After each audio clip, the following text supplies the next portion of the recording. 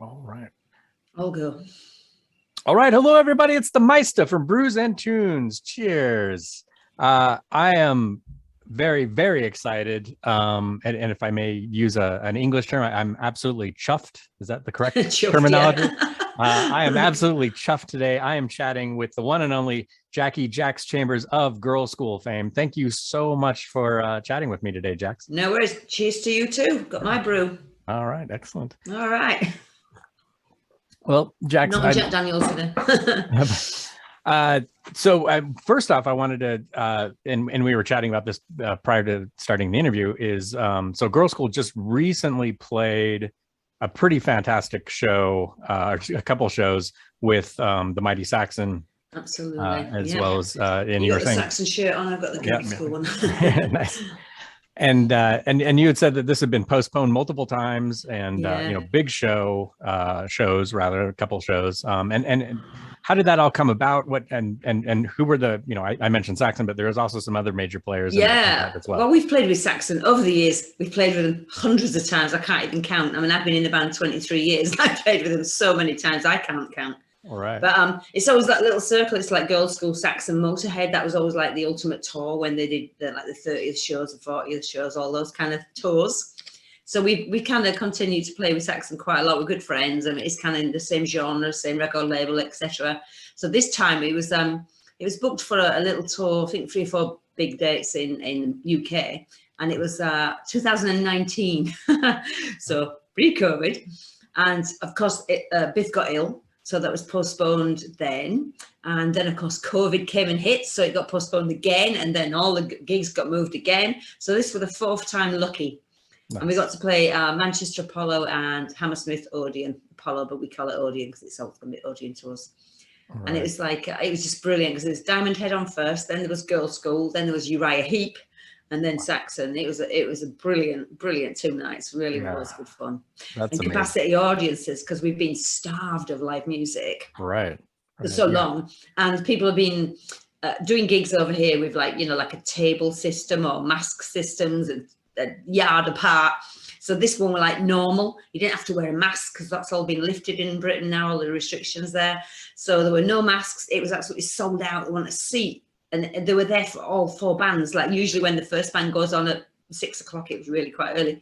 They're usually people in the bar because they've got a seat or whatever, they just don't go watch the first couple of bands. But it's full the whole way through. It was brilliant. Yeah, that is fantastic. And for me, I mean, that's like a dream lineup right there. I mean, I'm such a massive fan of the new wave of British heavy metal movement, and I love all those bands. I mean, obviously I've got the Saxon Surge on, but Diamond Head, and I've seen Diamond Head. Yeah, I've got a Diamond Head. Yeah, and I saw them at a small club here in America once. But Uriah Heep. Wow, I mean, what an incredible show! How amazing is that? It was really good fun. I mean, it really was. We all had a great time doing it. So that's cool. Amazing. Do you have other gigs lined up? Other festivals lined up? Yeah, we've got quite a few this year. Well, we're looking at the situation again in the world. It's like, it's a guesswork, isn't it? Because last time it was like COVID. I mean, we're looking at Russia now thinking, well, what could happen here? Because obviously we've got a festival in Germany in April. And then we go to Czech Republic. Then we go to Russia. But I don't think that's going to happen. So I think that's kind of, I'd put money on that one being cancelled or postponed again. So it's all about what's going on in the news. It's day by day, isn't it? Everything's day by day. There could be a new variant, there could be anything. But if everything goes well, and I'm positive, I'm hoping and keeping positive that it will. We've got quite a few festivals. Then we've got a tour with Alcatraz again. It's like a double headliner tour with Alcatraz. We just did one last year, and this year we did some in January, February this year. Nice. So it's been really, we've been quite active considering COVID's been on. And of course, I'm in my own band, Ceteria. So I've got 2 bands at the same time. So I'm fitting in gigs with Ceteria as well. Nice. So I was lucky enough, even during COVID, to play quite a lot of shows. I think I did 34 in last year. Oh, wow. Which is, for a lot of people, that's like, what? How do you manage that? Yeah, especially if there were so many cancellations and postponements. It's great that you were able to play that much. That's cool. And it was finished off the end of the year with a girls' school tour, but the last 2 gigs got cancelled, postponed, actually, because Denise got COVID and a couple of others got COVID on the tour, which is kind of inevitable when there's 12 of you traveling together. Yeah. Yeah, especially everywhere you're going. Are there any intentions or plans to come to the States at any point, please? Funny you should say that. Funny you should say that. Yesterday we had an email from our manager asking us if we wanted to do a tour of America. And of course we said, yeah, absolutely yes. Yeah. And it was like, so it's on the cards. So we've just got to wait for, things to be sorted out, basically. Because when you come to America, it's not just as easy as getting on a plane. You've got to get visas.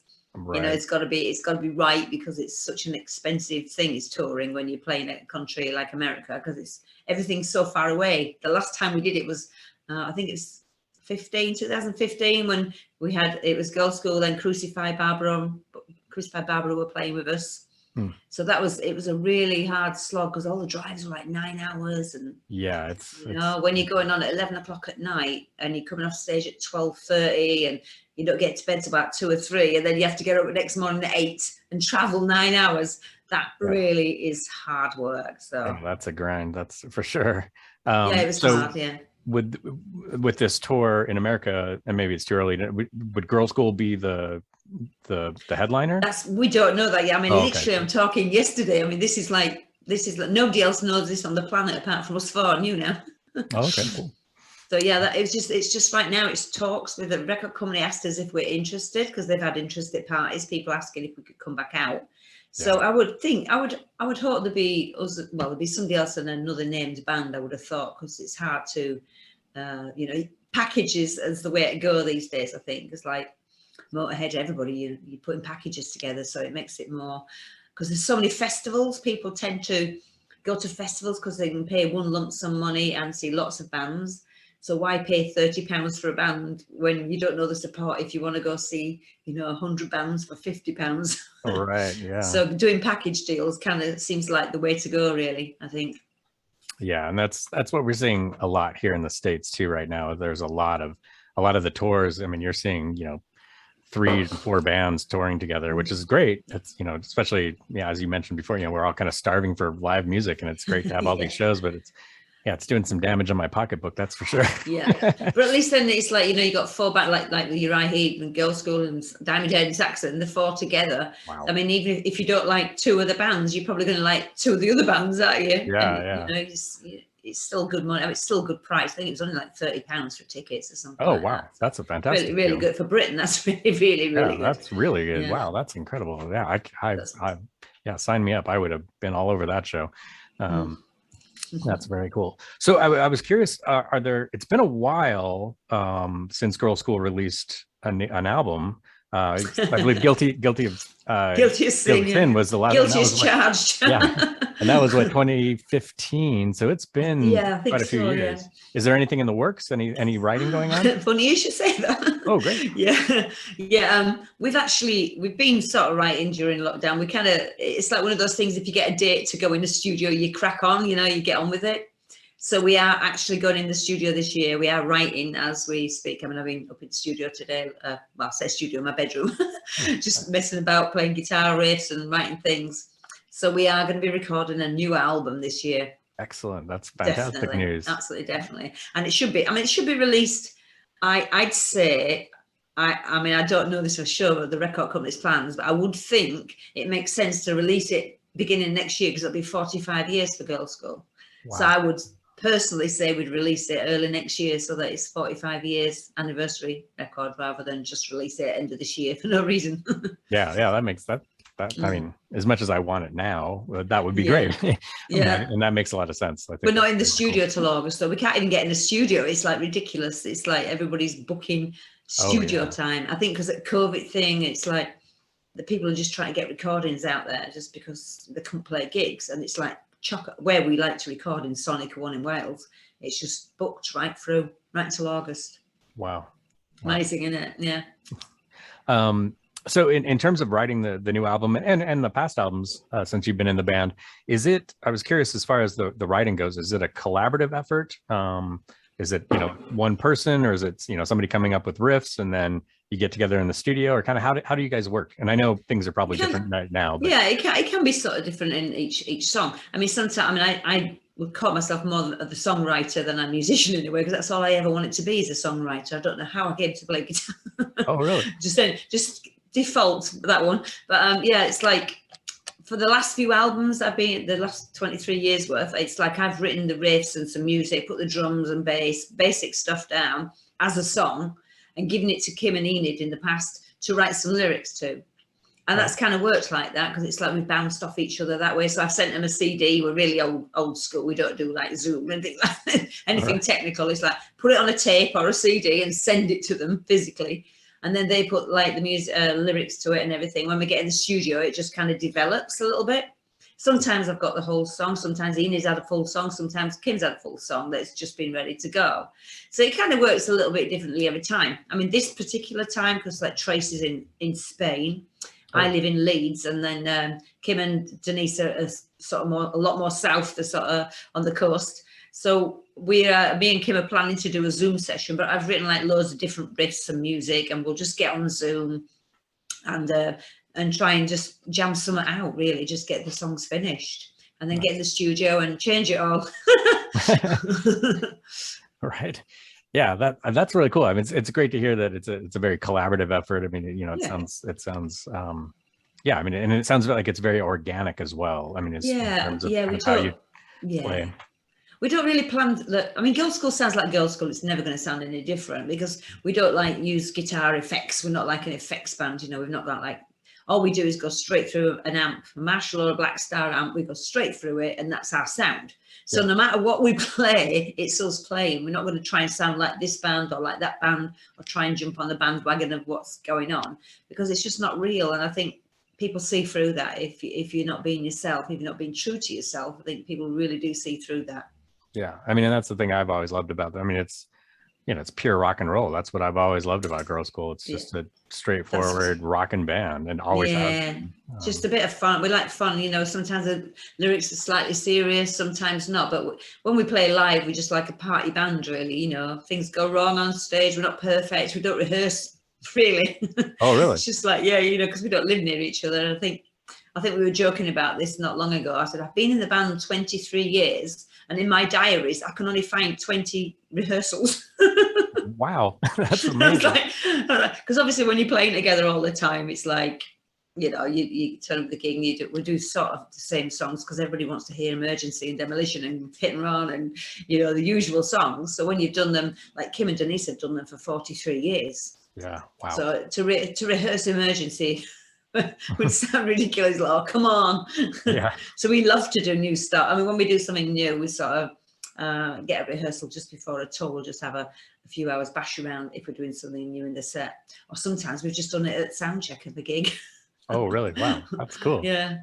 And again, that's kind of that rock and roll lifestyle. That's great. I mean, it's just pure, pure rock and roll. It's like, we're not gonna, we're gonna get up and we're gonna play. Like, I love that. That's fantastic. I'm not going to polish it and polish it and polish it until it sounds like a record. It just, we like that raw. We like that raw sound. It's just like, this is us. We're having fun. We're up here entertaining, really, rather than if we want it to sound precise and polished, then just listen to a record. Yeah, that's great. That's fantastic.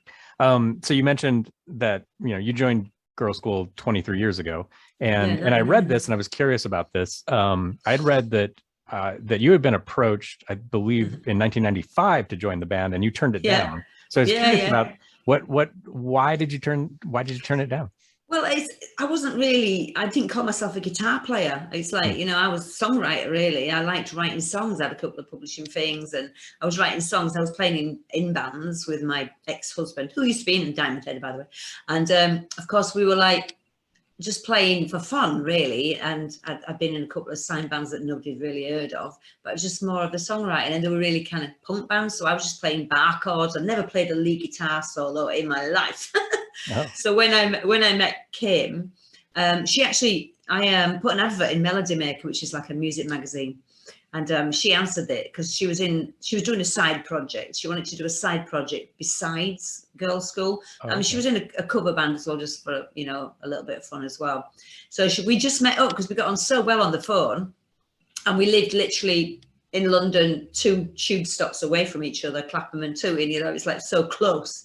So she goes, oh, do you fancy coming out for a drink? So of course, Yeah, met up with her, and we went to a gig that night to see her boyfriend's band in Camden, and we just got on like a house on fire. You know, it was just like we just really got on well. And she goes, "You fancy writing some songs together?" Because I told her, you know, I like write songs. I don't really play leads, so so she used to come around to my house when I lived in Tooting. We just do some writing. Well, actually, I lie. We just used to get drunk, and occasionally we just put a song together, you know, and like we just got on really well. And she asked me when she saw me with my band, she said, would you join Girlschool? Actually, it was Kelly, because she said she wanted to leave in 95. Oh, yeah. She'd had enough, really. You know, she'd done it 2 or 3 times by then. She said, do you want to join? Because you'd fit the band really well. I said, well, I don't play lead guitar. I can only play chords and riffs. So she goes, if I teach you, will you join? And of course, Chris Bonacci was there as well at this gig. And she goes, I'll help you. And I lived literally 2 streets away from her, 2 streets away from her, which is bizarre. It's like a little triangle of girls' school. Yeah, that's cool. It was meant to be. And so I used to go around to Chris's house. And she goes, if I teach you, will you do it? So anyway, 95, when I said no to start with, because I thought, there's no way I can play that. I mean, Kelly Johnson, do you know what I mean? No way. So a couple of years later, what I did was I joined a covers band to stretch my playing, because I thought I'd like to do it, because I get on with everybody. I get on with Denise and Kelly and Kim and Chris and everybody in Trace. I thought I get on well with them. It'd be good fun. And they weren't really doing a lot that time. They were just playing odd gig here and there. So I thought I'm going to push my playing, joined a covers band, which was like a bit of rock, a bit of pop, a bit of chic songs. And it really pushed my playing to the point in 97, 98, 99, whatever. I said, okay, I'm ready to learn now. So I used to just go over to Kelly's house and she'd just teach me the songs, not how to play lead, just teach me the songs. Okay. And then Chris would teach me the songs. And I'd just go home and practice and practice and practice. So my fingers were literally bleeding. This is 98, 99. And the first gig was coming up. There was 3 together. There's one in London and Wacken, you know, the big Wacken festival, and another one. So anyway, the one in London got postponed. And so the first gig in 1999 was Wacken. Wow. And I went, no chance, not a chance in hell. Am I going to step into Kelly Johnson's shoes in front of thousands of people? It's filmed, everything in it. I said, okay, Kelly, if you do this as your last gig, I'd already joined, but you do this as your last gig, and then I'll take over from there. And at that point, Tracy was still in the band in 99. And then it came to Christmas. Of course, obviously, by then I was playing with the girls and practicing. And then they brought Enid in 2000. And we did our first gig in 2000 together, yeah, as the new 4-piece, as it were. Because obviously, Enid being an original, they brought her back in when Tracy went. That's so cool. That's amazing. Yeah. That's a great story. What a great story. What? So here I am still 23 years later. Yeah, that's fantastic. So let's go back even further. I'm curious, how did you originally get started in music? Did you come from a musical family? Like, kind of what were your roots? I think I just love music. Like most people, you just look. When I was 13, it was 1977. And so that era in England, it was punk rock, you know, they were like the Sex Pistols and the Clash and all these really exciting bands. And there was this new energy to music. And I really latched onto that. I mean, 13, you're very impressionable anyway, aren't you, in the teenagers? And I just loved this energy of music. And punk sort of made you feel like anybody can do this. So, I mean, I didn't actually start playing guitar then, but I just used to listen to music constantly. And in my head, I'd be making tunes up in my head. And then when I was like 17, I had a job. So I bought a guitar. I bought my first guitar. And my brother bought a bass at the same time. And my dad had learned a few chords. So we learned together. Oh, cool. So, yeah, I mean, my dad used to be a drummer years back, but yeah, in the rock and roll band, Teddy Boy. So anyway, yeah, we started learning together. And we literally, I couldn't play and sing. All I wanted to do was write some songs. So I saw this guy walking past one of my friends, a punk rocker called Johnny Batty. I said, oh, come in here, Johnny. If you sing this while I play along, then I'll see if the song works, because I couldn't do both at the same time. So anyway, he sang along. I played guitar, and the rest is history. We formed a band called the Parasites, a little punk rock band name. Great and that's name. It. We became a band. My brother was bass player. We got a drummer, and we were terrible. I think I knew one chord. We literally did a gig within 2 weeks, because I mean, punk rock just said you could do it. So I had like this F chord, which you can move up and down, not bar. I couldn't even bar chord by then, just moving it up and down. Loads of effects like a tremolo and a, little GSH amp, just loads of effects. And we just made noise. And the punks loved us because they were just spitting everywhere. It's just like, I was just hiding behind the drummer because everybody was spitting. Yeah, that's an interesting, I had read about that as far as, you didn't really see that in America, but I had heard that, like the punk scene in England, especially in the late 70s, the spitting, which was what is that a sign of affection, actually, which sounds awful. So. Well, we were playing on this like a cypher, like a church hall. It was like the first gig we did with this really good band that were like our school band, and they were like brilliant musicians. The dad worked in a music shop, so he'd had the lessons all his life. Absolutely brilliant guitar player. I come on with me one chord going everything at the same speed, fast, shouty, and we were playing on the floor. So the singer just goes, "Spit on me, I'm a punk." And of course they obeyed immediately. Whoa. And it was gross. He was literally covered in gob, basically. It was dripping from his chin. Oh God. It was one of the most revolting things I've ever seen in my life. I thought, I don't know if I can do this. Yeah, that's disgusting. I'll stick to songwriting, I think. It nearly put me off that. Yeah. And then you were in multiple punk bands like Bleach and Blitzkrieg, not to be confused with the new wave of British heavy metal band, but the punk band Blitzkrieg, Deja Vu. You had a whole slew of bands that you played in. So I was curious. So you have you mentioned it earlier in the interview, you have another band, Ceteria.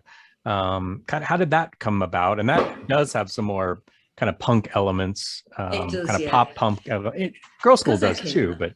Yeah, definitely. I think that's why I kind of like Girlschool, because I mean they played me like Demolition, Emergency. To me, they're punk songs. I love them. Oh yeah, it's like Lemmy always said, they were punk really, met in the Motorhead really, because they in America, in Germany, when we go to Germany, Girlschool on posters it says UK punk in brackets. Oh, interesting. It's like a lot. Well, not all everywhere, but definitely in some places. But yeah, obviously I was in Girlschool. For me, I love playing gigs, and of course Denise and Kim have been doing it for all these years, so they don't want to play as much as I do, because to me live is the best thing. I love being in studio, but to me I love playing live.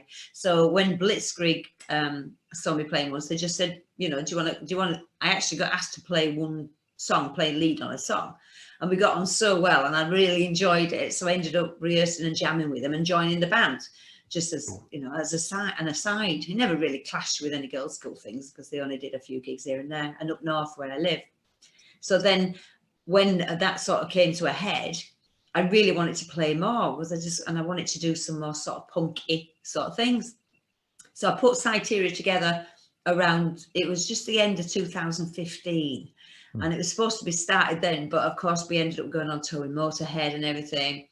And I didn't want it to be the same as Girlschool, because there's no point in doing two bands the same, is there? What's the point in trying to recreate Girlschool? I just wanted it to be me. So the riffs are the same as Girlschool, because I'm writing the riffs. So I mean, sometimes when I write a song, I present it to Girlschool first, and then if not going to get used, I used it with Syteria, because they're the same thing. It's just me playing. So yeah, I put Syteria together, but I wanted like 4-part harmonies, a little bit of a punk edge to it, but still rocky as well. So it's just good old rock and roll. And we play a lot of gigs. We've done gigs together. Funnily enough, we've had Syteria festivals. We did a festival 3 or 4 years ago. In fact, it was Syteria, another band, then Diamond Head, and then Girlschool again. Oh wow! We get around with that Diamond Head. Yeah, nice. That's really cool. Yeah, and for those that haven't heard Ceteria, what a cool band. I mean, I really dig that music. It's great. It's really fun, very upbeat, fast. It's very cool band. Oh, nice. Yeah. So anybody that hasn't checked that out, it's slightly different to Girlschool, but it's I kind of go from the more melodic. It's more there's a lot of harmonies, but it's quite amazing band. I mean, there really are good musicians in the band. They're really good. Yeah, so it's a lot of fun to do. We got a lot of silly lyrics, we got a lot of punky lyrics, we got a lot of serious lyrics, but yeah, it's good fun to do, and some fun videos as well. Yeah. And you've also, I was curious about this too. I wanted to ask you. You did some guest vocals with Doro, correct? Oh yes, we did. Yeah. How did that come about? Well, we've known Doro for years. In fact, In fact, most people think I am Doro. I mean, it's literally, and she's me. I've been literally, I was stood next to her in a Motorhead party backstage, and we were chatting, me and Doro. This guy, a fan, came up and he came to me and asked me for her autograph. And she just laughed and walked away. And it's happened 2 or 3 times. People go, "Oh, Doro," you run after me for the autograph. And then we played Wacken, and somebody, and Doro came up to me afterwards, I've just been asked for your autograph. Oh, really? That's hysterical. Because we got long blonde hair and we wear black leather from a distance, right. But we do look very similar. Even on Facebook, I get tagged all the time as Doro. Really? Wow. She probably gets tagged as me. It's like, because I suppose we've got the same, similar look, because my hair's shorter now. That's funny. I didn't. So yeah, we did that. We sort of been friends for a long time. So that came about when we did was it Legacy? No. Oh yeah, Legacy. When we did Legacy, we had all the guests on. Yeah. And we'd run out of songs basically to put Doro on, and we thought we needed one, so we asked her to do Hit and Run for the next one, so we used it as a bonus track. Oh, cool. I think that's right. But anyway, she did Hit and Run, and then she invited me and Enid to go and sing live with her at her 25th anniversary in Germany somewhere. I forget where it was now, Berlin, Dusseldorf maybe, I think. But she did a 21st anniversary gig. So me and Enid went on stage live there and did that one as well. Nice. So we did the backing vocals as all 4 of us in the studio for one of her songs. And then, so she's done Hit and Run for us as a bonus track on another album. And live singing. That's very cool. That's very cool. You mentioned Legacy, which I have a copy right here, actually. And as much as I love Guilty as Sin, I think that as far as the modern girl school albums, Legacy is probably my favorite. I think one, just it's such a cool idea, kind of this homage to Kelly, and then all these guest musicians, and it's a little bittersweet now because 3 of those guest musicians have passed away. I know. Lemmy, of course, and Dio and Fast Eddie. But what a fantastic album that is. And I was curious about kind of how that all came about in terms of all the guests, and what was that like playing with like Tony Iommi and It's a strange one, really, because it's our 30th anniversary album, wasn't it? So when Kelly was really sick and ill, I was with her quite a lot in the hospice where she was for cancer. And I used to go, because that was the year we were doing the album. So I was writing the album, and I was taking the guitar into the hospice because she had a private room. And I said, "What do you think of this song? What do you think of this song?" I said, "You're going to be on this album, no matter what. You're going to be on this album." So I wrote this song called "From the Inside," the other side, on the other side. And I'm playing it to her, and we were laughing and making jokes about it, saying that she was going to go, "I'll see you from the other side," because she knew she was going to die. So we were making a point of putting her from the other side, if you know what I mean. So she was singing, she was going to sing the response. But obviously I finished the song, and then she died before we got into the studio, unfortunately. But because I knew her sense of humor, I decided, okay, let's, she left in her will, she asked me to dish out her ashes. Now, I know that sounds really weird, but our sense of humor, we knew each other so intimately, so it's like, it was nothing. So she asked me to dish out the ashes. So like him, me, Kelly, Tracy, everybody had ashes. So in the studio, I said, well, why don't we get Kelly on as a guest appearance with ashes, and we shake them? It's the only way we could get her on. We can't get her singing, can't get her playing. So it was a joke at the time, and a ghostly appearance, I think I call it, a ghostly appearance by Kelly Johnson. Nice. And we were sort of laughing about it. And then we thought, well, why not? So of course I rang her parents up. I obviously asked their permission because I didn't want to, make anybody feel awkward here.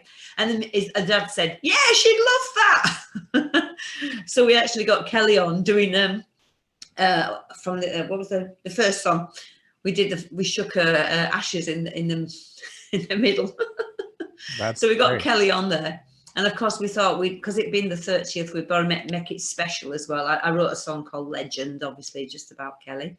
Yeah. And it was a hard one to write in some ways, the whole album, because she was dying. And at the time I was writing and going through all the emotions of her dying. So you go through this anger, you go through all the different emotions when people die, as everybody does. So like when I wrote I Spy, the music, I actually called the music Sabbath, and then I changed it to Black. I just went called Black because it sounded like Black Sabbath when I wrote it. I thought that sounds like Black Sabbath. So when I gave it to Kim and Enid to write some lyrics to, they came up with something together, I Spy. We got it in the studio and we started playing it, and we went, it really sounds like Black Sabbath. Why don't we just ask Dio if he wants to sing on it? So we sent it to him, our version. We'd already finished it. We'd already recorded it, finished it, done. It was done. And we sent it to him. He goes, oh, yeah, love it. He really liked it. He says, yeah, I'll sing that. So obviously he did that in America. He didn't come over to do it. He sent us it back and we're like, yeah, that sounds amazing. Yeah. So we took our vocals off it. We did 2 versions in a sense. And then we thought, well, why don't we get Tony Iommi to put a lead guitar solo on it? Because I'd done all the guitars already. So we copied and pasted 8 bars. We just thought, we can't let him just play it a little tiny bit. We've got to at least a little chunk for him to play. Yeah. So we sent it to him, and he put a lead guitar solo on it for us. So that was that. And then, of course, we knew me and Kim were left there over Christmas writing last songs. We were just like looking for a last song, as it were. And we thought we'd get Lemmy on it. We'd already asked Eddie. We'd done a Metropolis, and he'd put a guitar on one of the solos, and I did other one. And that was the best bit of advice I've ever had, because Eddie, I said to Eddie, well, what do you play on Metropolis? I mean, if you're going to do it solo, why don't you do them both? He goes, no, Jax, don't worry about solos. He says, just do what I do. He says, play it, same thing, but put a wah on it. I mean, that is the best piece of advice I've ever been given. So then we rang up Lemmy in the middle of the night, for us in the middle of the night, so it was daytime for him in LA, and we were drunk. Me and Kim were just drunk, rambling to him. Going, we got this song, and we're going, and of course we said we want you to. I sent him a text originally saying, Lemmy, will you? We want you for 30th album, and he sent me a text back going, what do you want, Jax? Bass, vocals, harmonica, or triangle? So I sent him a text back saying, triangle, forget the rest. Jokingly. So then we rang him up drunk saying, this is what we've got, can you play on this? So my friend took him to the actual the studio in LA back at the time, and she said we were trying to make notes on what you actually said on the phone. He says, but we couldn't decipher what you were saying. I went, because we didn't have any lyrics. Oh, wow. Just, don't talk to me. Don't talk. That's all we had. Don't talk to me. So the next day he came back. He put a bass line down. We sent him the music, obviously. He put a bass line on it. Then he wrote the lyrics to it, because we didn't have any. And then right at the very end, he went ping, triangle, and it's like, that is class. That has got to be the ending of the album, and that was what we did. We put Don't Talk to Me right on the end of the album, with Lemmy giving the triangle. Very fitting. Think anybody else in the entire world can say that Lemmy played triangle on their album. Like, that's phenomenal. That's fantastic. I love that. I'm bass and sang, but hey, we forget that bit. We just put the triangle on.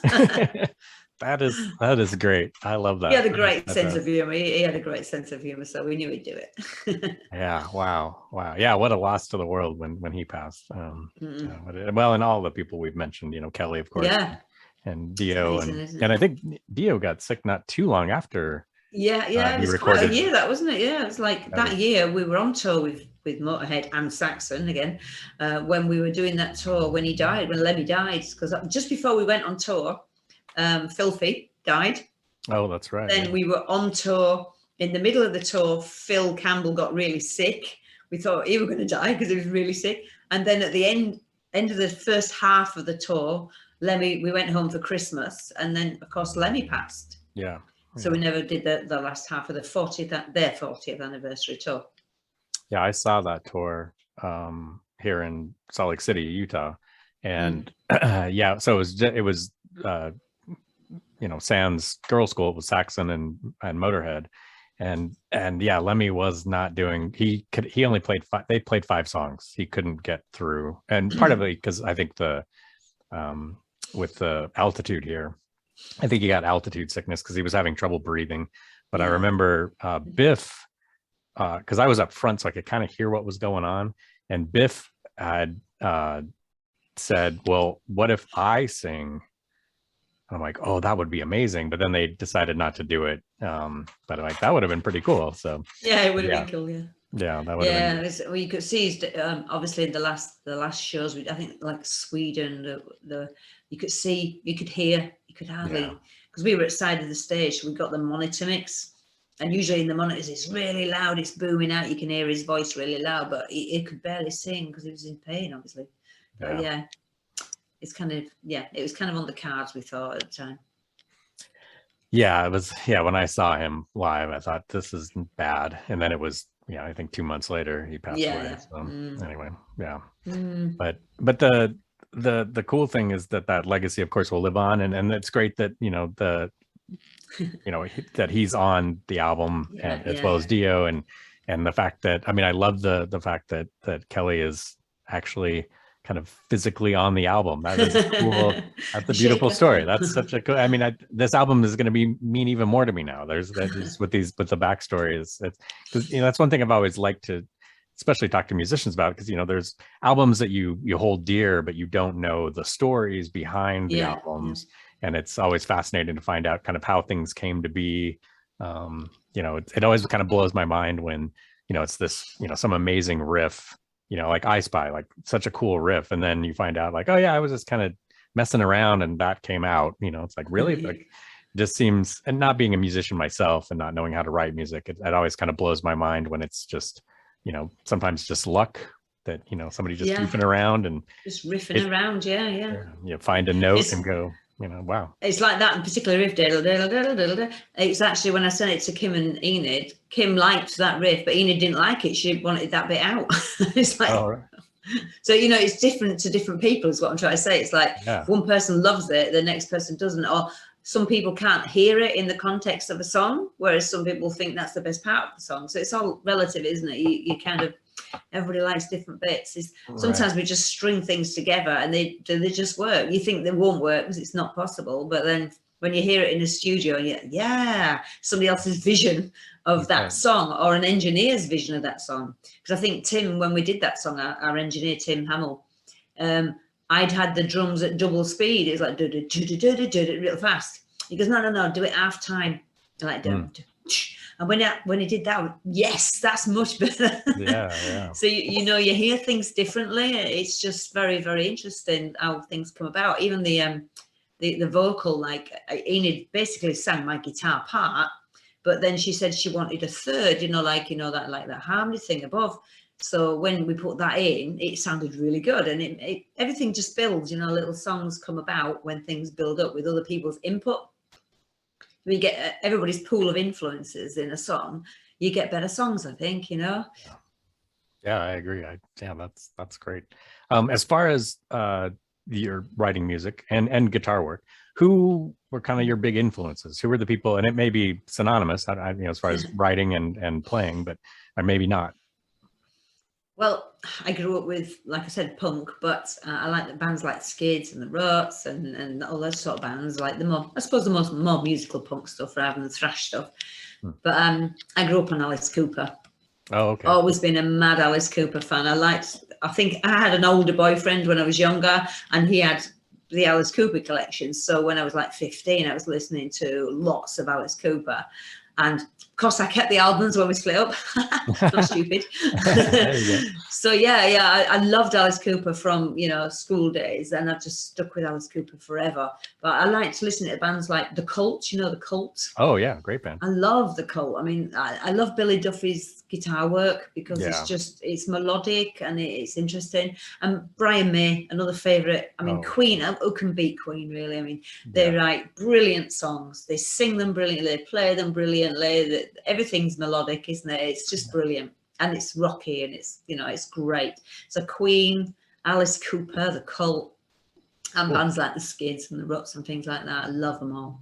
Nice. Yeah, great. All great bands. Yeah, that's great. Yeah, I'm a massive Alice Cooper fan, and The Cult, and I love Queen. I mean, wow. I mean, Brian May. Oof, man, that guitar. Amazing guitar player. He can sing his solo. That's what I liked, because I used to hate solos. The irony. I used to hate solos. Like, I remember seeing The Damned back in the day as a punk, and the band started playing solos, and I was like, oh my God, they're playing solos. Oh, that's rock. But you know, the irony is now I'm the lead guitarist, but hey, right. But you know, with Brian May, you can like listen to one of his solos and you can sing it. You know, you can actually sing the solo. It's so good, isn't it? You know. Yeah. Love it. Love his guitar work. Yeah, beautiful stuff. Well, Jax, this has been a pleasure and an honor speaking with you. I'm a massive Girl School fan, and this has been fantastic. For those people watching, if you look in the description, you'll see links to Girl School and Syteria. Check it out, especially Ceteria. Check out the music. It's really cool stuff. So, Jax, thank you so very much. Thank you. Been a good night. Rockin' evening. And I shall indeed, yeah. Another, yeah, so it's 6:30 here. Nice. Excellent. Thank you so much. Lovely. Thanks very much. Cheers.